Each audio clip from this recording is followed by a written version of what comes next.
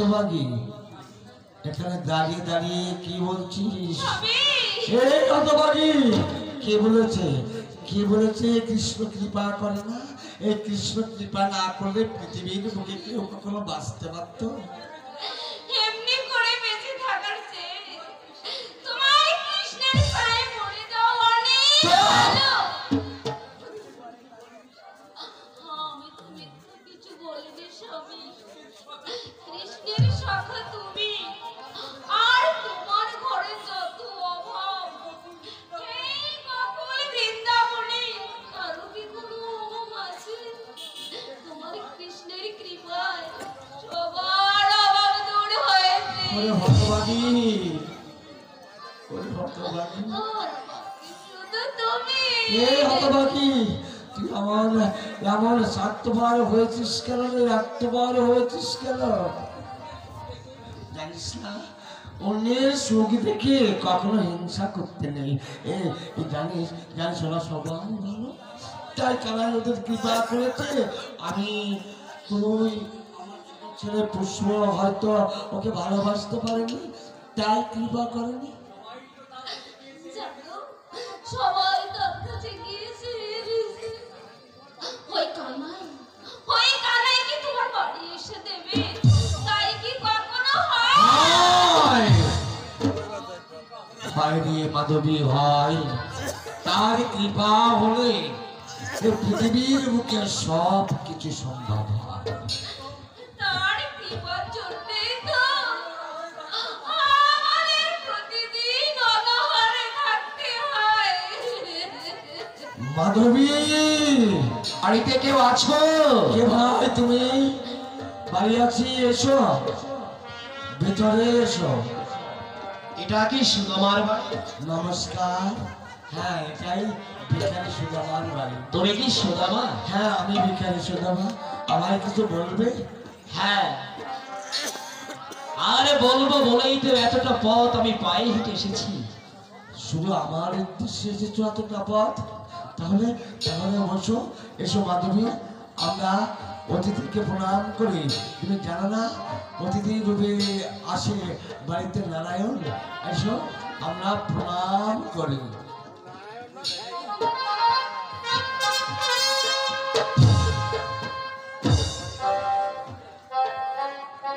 বৌঠান, আমি তোমাকে আশীর্বাদ করছি বৌঠান, তুমি রাজরানী হও। কেন ভেতার উপর আবার আঘাত করছেন? কেন বৌঠান, কিসের এত ব্যথা তোমার?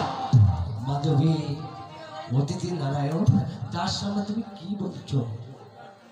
বৌঠান, কি যেন ব্যথার কথা বলছো? অতিথি, ওর কথা ছাড়ো তো। এবার বলো তুমি কি জন্য এসেছো? না না দাদা, বৌঠানের কথা ছাড়লে চলবে না। এই সংসারে ছোট বড় সবার গুরুত্ব দিতে হয়, তা না হলে সংসারের শান্তি বিনষ্ট হয়। দেখো কানাইকে ভালোবেসে আজ বিকালে হয়েছি। আচ্ছা, আমাদের বাড়ির কথা আপনাকে বলার কি ঠিক হবে? দেখো সুদামা দাদা, সংসারে দুঃখ কষ্টের ভার সবাই মিলে ভাগ করে নিতে হয়।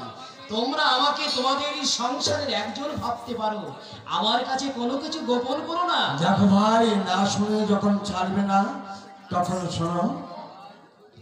আজ 3 দিন হলো আমি ভিক্ষার ঝোলা কাঁধে নিয়ে এই গোকুল বৃন্দাবনের দ্বারে দ্বারে ঘুরেছি। একমুষ্ট ভিক্ষার আশায় কেউ আমাকে একমুষ্ট ভিক্ষা দেয় না, দূর করে দাঁড়িয়ে যায়। হতভাগী রোজ ভিক্ষা করতে যাওয়ার সময় বলে, ওগো তুমি শীঘ্র ভিক্ষা করে একমুষ্ট চাল হলে তুমি নিয়ে এসো, কেননা আমার ঘরে এতটুকু একটা ছেলে প্রায় না খেয়ে ঘুমিয়ে পড়ে। আমি বাড়ি এসে ওই হতভাগীর দিকে তাকাতে পারি না। আমি আজ শূন্য হাতে ফিরে এসেছি। আরে মানুষটা সারাদিন রোদে ঘুরে ঘুরে মানুষের ঘরে ঘরে ভিক্ষা করে। আমি না হয় ঘরে ঘুরে বসে থাকি, কিন্তু আমার স্বামী যে কত কষ্ট করে, আমি তোমাকে বলে বোঝাতে পারবো না দিদি। সে কথা আমি তোমাকে বলে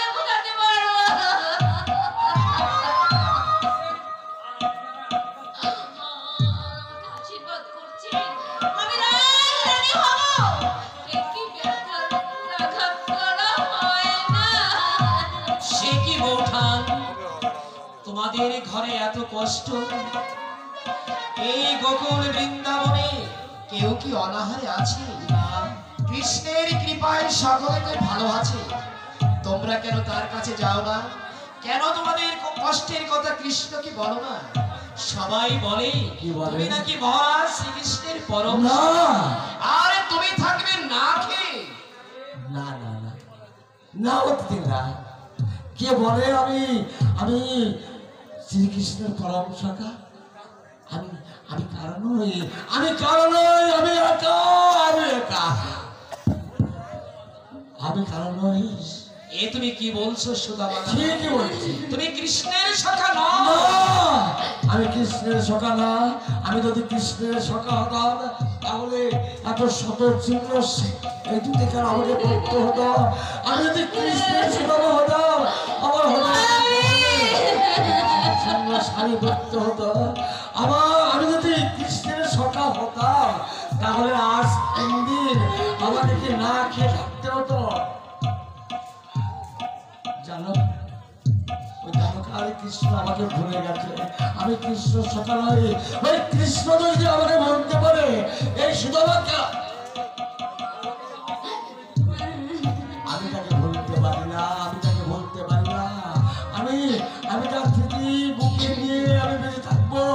আমাকে ছেড়ে ওকে আমাকে ছেড়ে যেতে পারতো, আমাকে ভালোবাসে।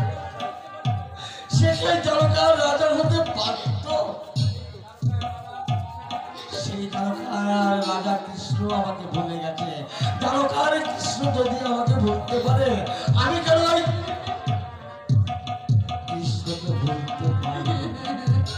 কৃষ্ণের স্মৃতি আমার বুকে নিয়ে আমি সারা জীবন কাটিয়ে দেব। এ তুমি কি বলছো সুদামা দাদা? যে কৃষ্ণ সেই তো তোমার কানাই। না না যাক, এবার যে জন্য এসেছি সেটা শোনো। হ্যাঁ ভাই, তুমি সেই কথাটা বলো। সুদামা দাদা, এই দেখো তোমার প্রাণের কানাই তোমার জন্য কি পাঠিয়েছে। কি পাঠিয়েছে দেখো। রে মাধবী, স্বামী। আজ আমরা 3 দিন অনাহারে রয়েছি, তাই আমার কানায় অন্তরে আমি আমাদের অন্তরের ভাষা বুঝতে পারছি, তাই আমাদের জন্য হয়তো খাবার পাঠিয়েছে। দেখি দেখি কি পাঠিয়েছে। এই নাও সুদামা দাদা। আহ!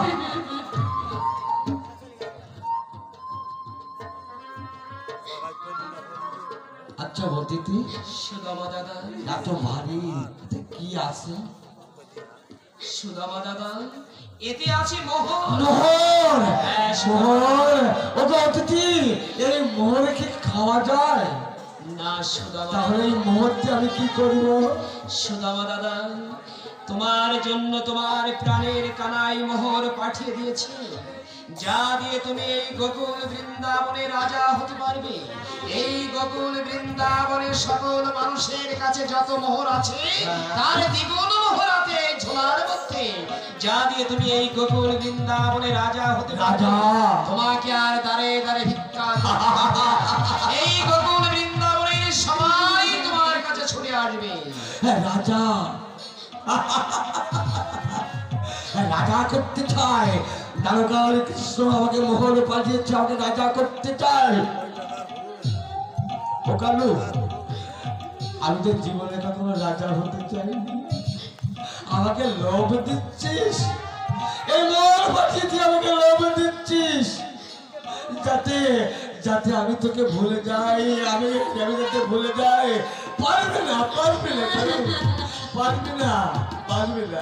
আমি ভিখারি হতে পারি, আমি দিন দিন না খেয়ে থাকতে পারি, কিন্তু আমার মুখে যে ভালোবাসা আছে তোর মোহরের থেকে তার দাম অনেক বেশি, অনেক বেশি। তোর এই মোহর দিয়ে আমি কি করবো? তাই তোর মোহর আমি রাখতে পারছি না। এই নাও অতিথি, এই মোহর তুমি ফিরিয়ে নিয়ে যাও। আর ফিরিয়ে নিয়ে তোমাদের ওই মহারাজ কৃষ্ণকে বলো ওই মোহরের থেকে এই ভিখারি সুদামার ভালো ভালোবাসার দাম অনেক অনেক বেশি। ওই মোহরের বিনিময়ে আমি আমার ভালোবাসাকে বিক্রি করতে সুদামা দাদা, ভেবেছিলাম কথাটা আমি তোমাকে বলবো না, কিন্তু কানাইয়ের প্রতি তোমাদের ভালোবাসা দেখে আমি যে আর না বলে থাকতে পারছি না। সুদামা দাদা, তুমি কি জানো সুদামা দাদা, তোমার প্রাণের কানাই কি কঠিন যন্ত্রণায় ভুগছে? কি বললে? এই সুদামা দাদা, কি তোমার বলছে? কানাই মাঝে মাঝে চিৎকার করে বলছে, কি বলছে? আমার প্রাণের সুদামা দাদা কই, আমার প্রাণের সুদামা দাদা কই, আমার সুদামা দাদা ছাড়া আমি বাঁচবো না।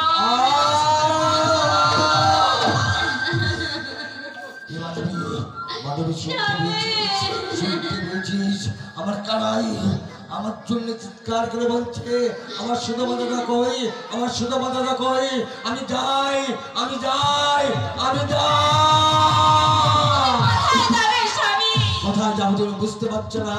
আমি তালকায় যাব, আমার জন্য আমার কানাই কষ্ট পাবে, আর আমি স্বাচ্ছন্দ্যেই মথুরা বৃন্দাবনে বাস করবো। না না না, তা হবে না। তুই আমাকে বাধা দিস না মাধবী, তুই আমাকে বাধা দিস না। আমি যাই, আমি যাই। এখন তুমি কোথায় যাবে স্বামী? সুদামা দাদা, ও সুদামা দাদা, তুমি কেমন করে যাবে? নদীতে তো তুমি মাঝি পাবে না, নদী পার হবে কেমন করে? ও অতিথি, জীবনে কোনদিন কাউকে ভালোবেসেছো? তুমি কি জানো, ভালোবাসার জন্য মানুষ তার জীবন যৌবন দিয়ে দেয়। আর আমি কালকে এতটুকু ভালোবাসতে পারিনি যে সামান্য একটা যমুনা নদী আমি পার হতে পারবো না। ওই যমুনার ঘাটে গিয়ে আমি মাঝি ভাই করে ডাকবো, হা গোবিন্দ বলে চিৎকার করবো, আমাকে পার করে নাও, আমাকে পার করে নাও। যদি কেউ আমাকে পার করতে না আসে, তাহলে ওই যমুনার সাথে পার হব। পার হতে কি যদি আমার মৃত্যু হয়, মনে ওই তারকার কৃষ্ণকান্তি আমাকে দেখতে আসতে গিয়ে তার মৃত্যু হয়েছে, তার নামের কলঙ্ক হবে, তার নামের কলঙ্ক হবে। সুদামা দাদা, সুদামা দাদা, এতদিন পর তুমি তোমার প্রাণীর কানাইকে দেখতে যাচ্ছ, একেবারেই খালি হাতে যাবে?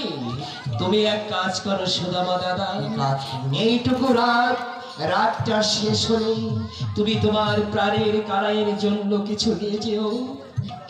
মোহর যখন তুমি নিলে না, এই মোহর তোমার প্রাণের কানাইকে আমি ফিরে দিয়ে বলবো, কি বলবে?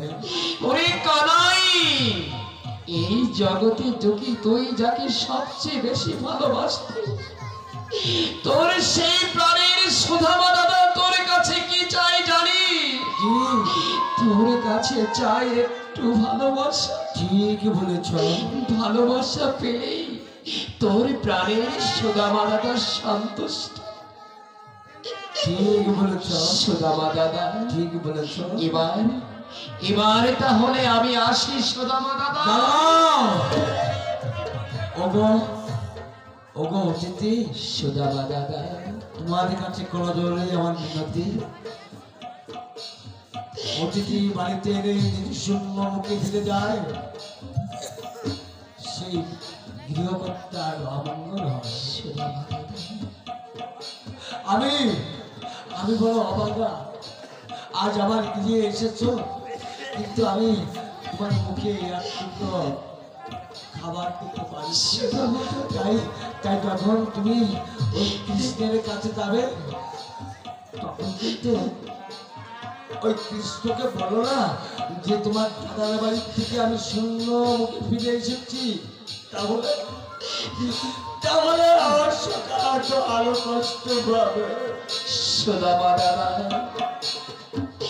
আজ যে তোমার বাড়ি থেকে আমি অনাহারে চলে যাচ্ছি সুদামা দাদা, এটা তোমার দোষ নয় সুদামা দাদা, এ যে আমার অদৃষ্টের দোষ। অতিথি, সুদামা দাদা, হ্যাঁ, আমি চলে যাচ্ছি সুদামা দাদা, এই জগতে যাকে তুমি সবচেয়ে বেশি ভালোবাসো, তোমার সেই প্রাণের কানাই তোমার কাছে এসেছিল, অথচ অথচ তুমি তোমার প্রাণের কানাইকে চিনতে পারলে না। আমি চলে যাচ্ছি সুদামা দাদা। তাই যাবার বেলায় দূর থেকে তোমাকে একটি বার আমি শেষ প্রণাম করে যাচ্ছি সুদামা দাদা। হয়তো তোমার সাথে আমার দেখা হবে না,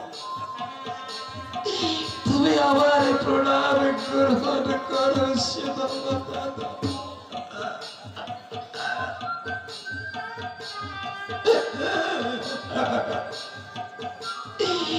তাই আমার চোখের জল দিয়ে আমার প্রাণের সুদামা দাদার চরণ দোকানি ধুয়ে দিয়ে গেল। অতিথি চলে যাচ্ছে সুদামা দাদা,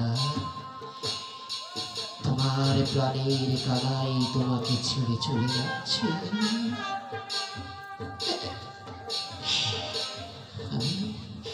আমি আসি সুদামা দাদা, তুমি তুমি ভালো থেকো, তুমি শান্তিতে থেকো, তুমি শান্তিতে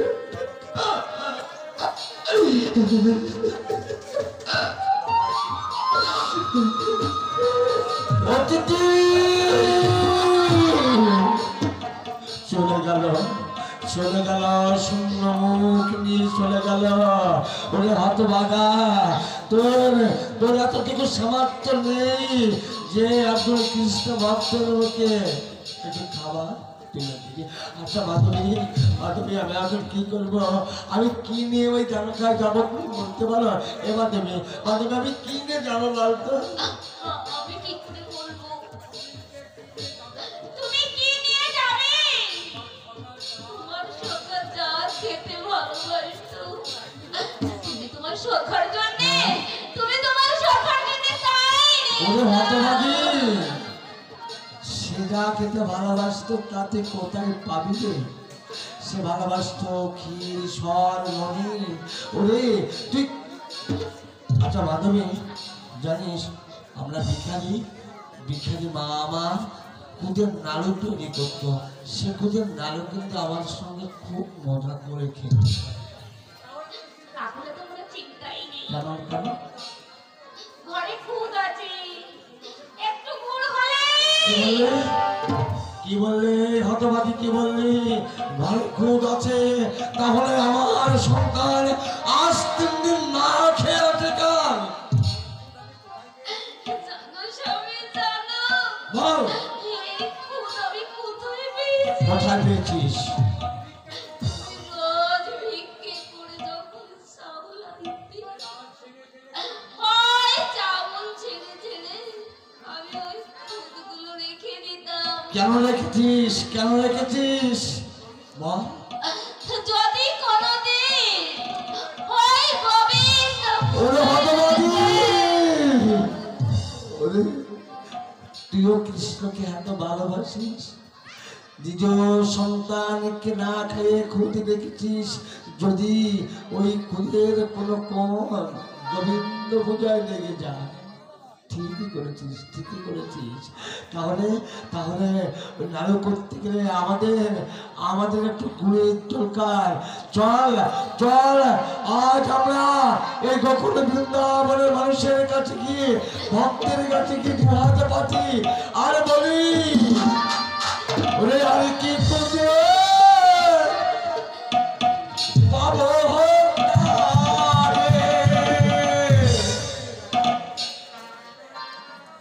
আরে কি